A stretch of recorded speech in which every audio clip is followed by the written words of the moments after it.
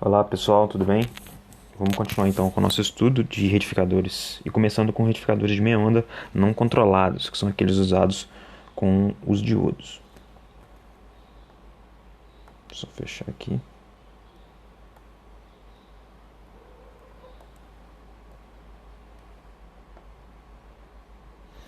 Então começando aqui com o retificador de meia onda com carga resistiva, né? Então no retificador a gente vai ter do lado esquerdo uma tensão CA em corrente alternada, né? Que tem um valor, uma amplitude, uma determinada frequência ômega.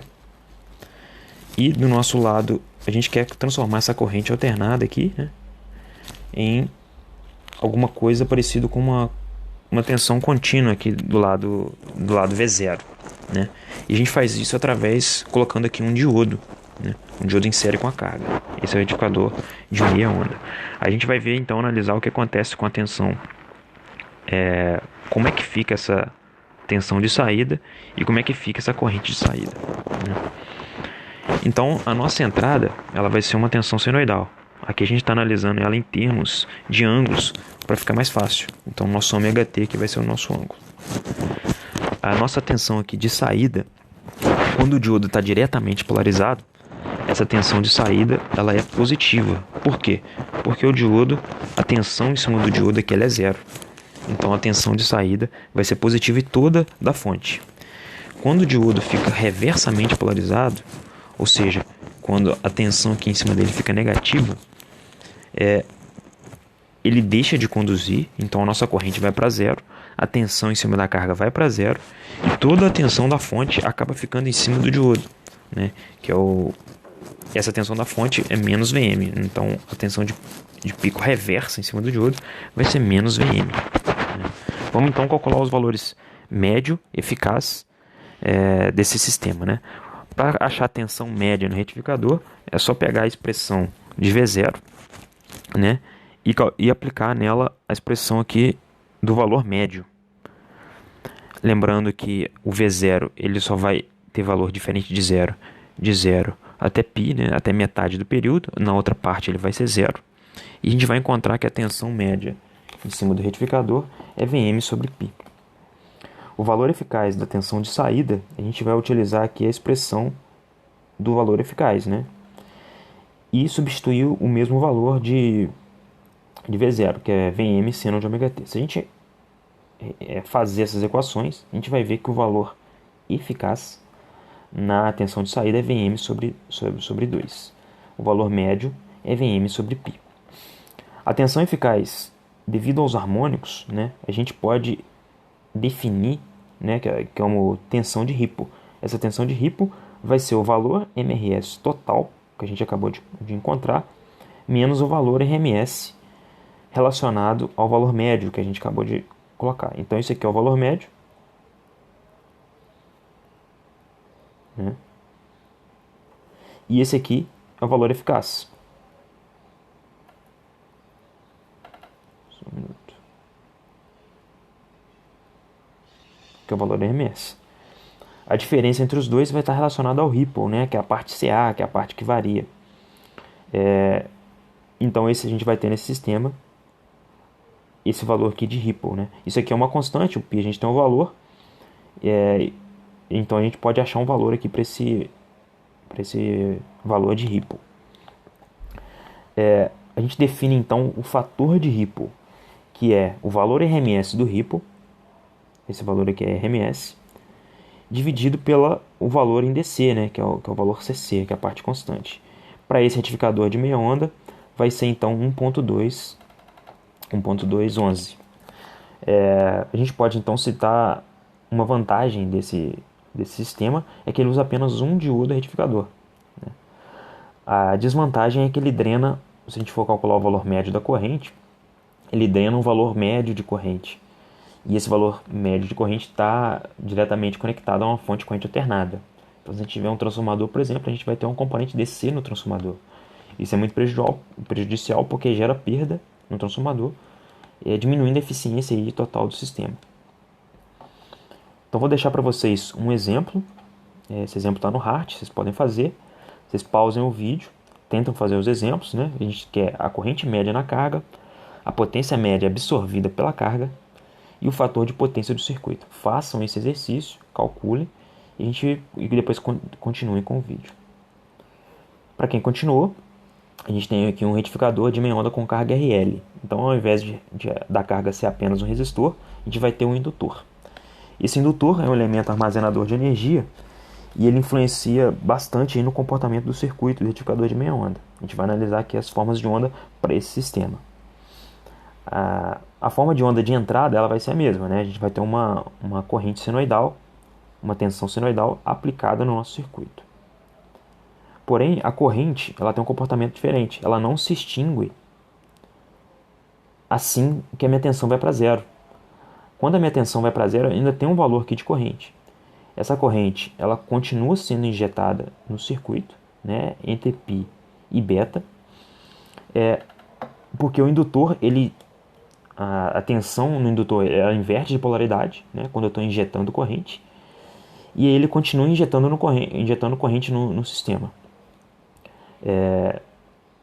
Essa corrente injetada no sistema faz com que a tensão em cima da nossa carga ela fique pelo menos uma parte do tempo negativa, né? É a característica aqui desse circuito. Ela fica negativa entre π e beta, né?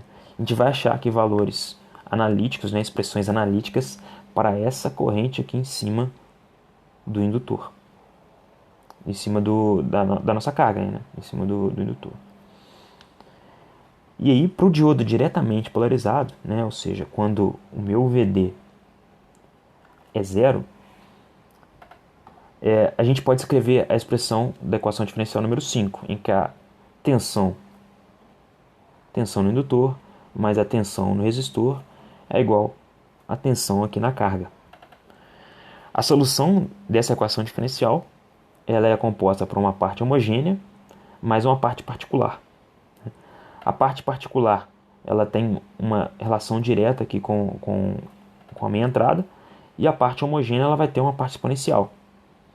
Essas grandezas, né, z e θ, a gente pode encontrar utilizando ferramentas de solução de circuitos em corrente alternada, né? Supondo ali que a corrente alternada já atingiu o regime permanente, a gente pode escrever que a impedância, o módulo da impedância, né, tá descrito nessa equação, e o ângulo dessa impedância está descrito aqui. Isso aqui são encontrados com equações, com técnicas de solução de circuito de corrente alternada em regime permanente convencional. Vocês já viram, né?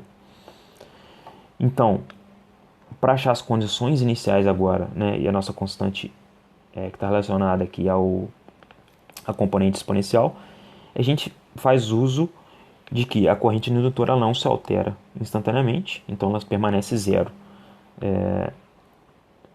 tanto para o zero mais quanto para o zero menos. Substituindo então essa condição inicial, a gente consegue encontrar o valor aqui da expressão da corrente no tempo, né, que é a expressão 8.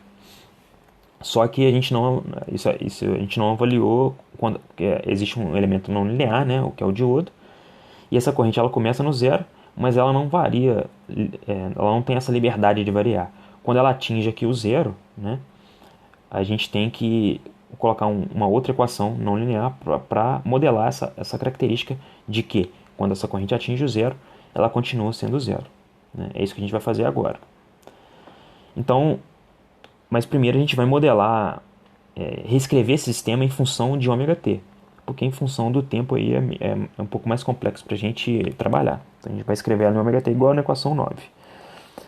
O primeiro valor positivo de ômega-t, em que a corrente atinge zero, a gente chama esse ângulo de beta, né, que a gente tinha visto na figura.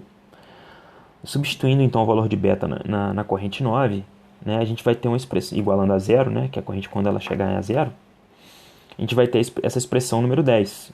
Né? Essa expressão 10 ela não tem solução analítica, é muito complicado você atingir essa solução analítica. E essa solução ela pode ser feita de forma numérica, né, sem problemas. Então, em resumo, né, a corrente pelo retificador de meia onda com carga RL, né, a forma da corrente ela vai ter uma exponencial, conforme está mostrando aqui, e essa expressão só vai variar de alfa, né, que esse alfa pode ser zero, até um valor beta. E depois de beta até 2π, que é o segundo intervalo, ela vai ser zero, ela se extingue.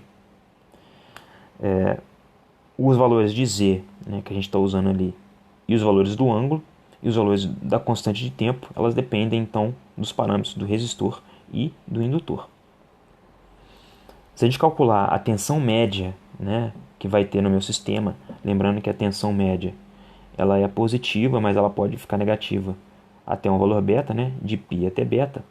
Isso tem impacto na nossa tensão média, né, que a gente pode diminuir essa tensão média dependendo aqui do tamanho do beta. A gente substitui os valores aqui na expressão de valor médio, a gente vai chegar nessa expressão aqui do valor médio para um retificador de meia onda com carga RL. Então vai depender aqui bastante do ângulo beta que a gente tiver no nosso indutor. O valor eficaz, a gente mais uma vez substitui a expressão aqui no valor eficaz, e se a gente resolver esse sistema, o valor eficaz também vai depender aqui do ângulo beta, sendo que o ângulo beta, mais uma vez, é um ângulo de extinção da corrente e vai depender do meu resistor, do valor do meu resistor e do valor do meu indutor. Vou deixar aqui um exemplo para vocês resolverem. Deem pause no vídeo, tenta resolver o sistema, tenta resolver o exercício. O exercício é para descrever uma expressão da corrente para o circuito, calcular a corrente média, calcular a corrente eficaz, a potência absorvida pela carga e o fator de potência. Lembrando, pessoal, comparem os resultados desse exemplo com o exemplo anterior, né, para vocês verem qual que é o impacto.